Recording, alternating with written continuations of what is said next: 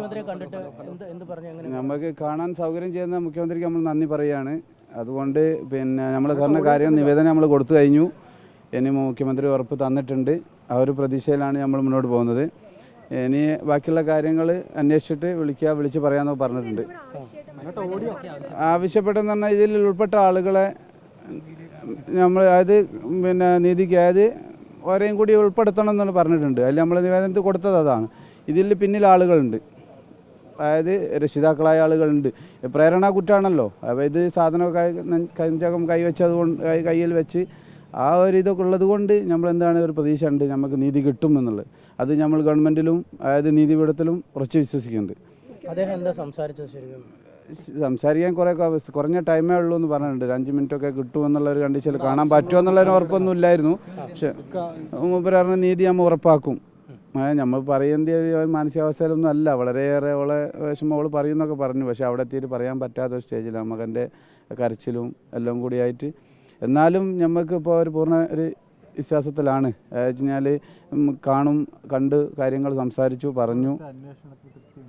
ഇതുവരെ ഉള്ളത് തൃപ്തികരമാണ്. പക്ഷേ ഈ കുട്ടികളായതിൻ്റെ പേരിലുള്ളൊരു നിയമ ഇതുണ്ടല്ലോ, അതിൽ ഇപ്പം രക്ഷിതാക്കൾ 1-2 പേരും കൂടി ഇതിൽ മെയിൻ കുറ്റക്കാർ തന്നെയാണ്. ഞാൻ ആദ്യം മുതൽ അവസാനം വരെ ഇപ്പോഴും പറയുന്ന ഒരു വാക്കാണ്.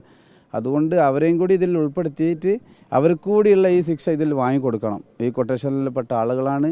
മറ്റേതെന്ന് വെച്ച് കഴിഞ്ഞാൽ ഈ ബോക്സറും എല്ലാ അഭ്യാസം പഠിച്ച കുട്ടികളാണ് 7ാം ക്ലാസ് മുതൽ. അത് ഇതിൻ്റെ മുന്നേ ആരോപണങ്ങൾ ഉണ്ടായിട്ടുണ്ട്.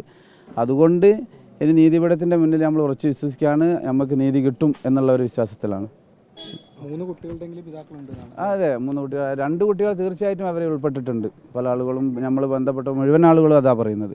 അവരെ എന്തായാലും നിയമത്തിൻ്റെ മുന്നിൽ കൊണ്ടുവരണം എന്നാണ് കോടതിയോടും അത് നീതിപീഠത്തോടും പറയാനുള്ളത്. അതുപോലെ ഈ കുട്ടികളെ പരീക്ഷ എഴുതിക്കാൻ പാടില്ല അത് ആവശ്യപ്പെട്ടിരുന്നു. പക്ഷേ അത് നമുക്ക് കോടതി ഉത്തരവ് പ്രകാരം അത് ഗവൺമെൻറ് നടപ്പാക്കാനേ പറ്റുള്ളൂ. അത് നമ്മൾ പറയുന്നില്ല. എന്നാലും നമ്മളൊന്ന് കൊടുത്തു നോക്കി, പ്രതീക്ഷ ഉണ്ടായിരുന്നു. പക്ഷേ എന്തായി കഴിഞ്ഞാലും വൈകാരികമായിട്ട് ഇത് സംഭവിച്ചു. ഇനി ഏതായാലും ഈ കുട്ടികൾക്ക് ശിക്ഷ കിട്ടണം എന്നുള്ളതാണ് നമുക്ക് പറയാൻ. ഇതിൽ കറക്റ്റ് ഞാൻ അറിയാൻ കഴിഞ്ഞ 2 പിള്ളേരുടെ രക്ഷിതാക്കൾക്ക് ഇതിൽ പങ്കുണ്ട്. അവരുടെ പേരൻസ് മറ്റുള്ള ആളുകൾ അതിൻ്റെ ചുറ്റുവട്ടത്ത് തന്നെ സാന്നിധ്യമുണ്ട്. അത് തീർച്ചയായിട്ടും ഞാൻ ആദ്യം മുതൽ അവസാനം വരെ പറയുന്നത്. എന്നെ ഫോൺ കോൾ ചെയ്ത വ്യക്തിയാണ് ഈ അജ്നാസിൻ്റെ ഒപ്പം. അതുകൊണ്ട് അതുവരെ എന്താ നമ്മൾ കൊടുത്തിട്ടുണ്ട് ഫുൾ തെളിവ്. ഈ നെഞ്ചക്ക് എന്ന് പറഞ്ഞ സാധനം അവൻ്റെ വീട്ടിൽ നിന്നാണ് പിടിച്ചെടുത്തത്. അപ്പോൾ കുട്ടികളെ ഈ ഇത്രയും അതായത് എന്താ പറയുക, ഈ കൊല ചെയ്യാനുള്ള എല്ലാ ആഹ്വാനവും സപ്പോർട്ടും ഓരോ ഭാഗത്തു നിന്നാണ് ഉണ്ടായെന്നാണ് എനിക്ക്. മുഖ്യമന്ത്രി മറുപടി തന്നിട്ടുണ്ട്. ഇനി അവരെ പ്രതീക്ഷിക്കുക ചെയ്യുന്നത്.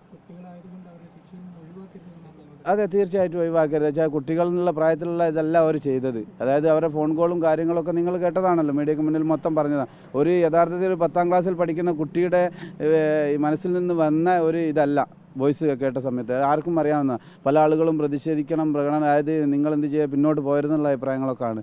പക്ഷേ ഗവൺമെൻറ്റിൽ ഉറച്ച വിശ്വാസമുള്ളത് കൊണ്ട് നീതി കിട്ടുമെന്നുള്ള ഉറപ്പിലാണ് ഞാൻ.